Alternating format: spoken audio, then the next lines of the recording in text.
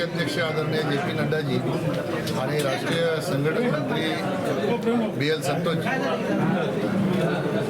ह्यांच्या सूचनेनुसार देशाचे प्रधानमंत्री नरेंद्र मोदीजी यांची जी विकसित संकल्प यात्रा आहे, ह्या यात्रेच्या माध्यमातून संकल्पपत्र ही एक संकल्पना राबवण्याच्यासाठी देशातले केंद्र सरकारचे अनेक मंत्री वेगवेगळ्या लोकसभा क्षेत्रामध्ये आज 1 तारखेपासून 15 तारखेपर्यंत प्रवास करत आहेत. मी त्या निमित्ताने आज या ठिकाणी आलेलो आहे. पक्षाने दिलेला कार्यक्रम हा ह्या लोकसभा क्षेत्रामध्ये कशा पद्धतीने राबवला जातोय ह्यासाठी काही सूचना करायच्या आहेत.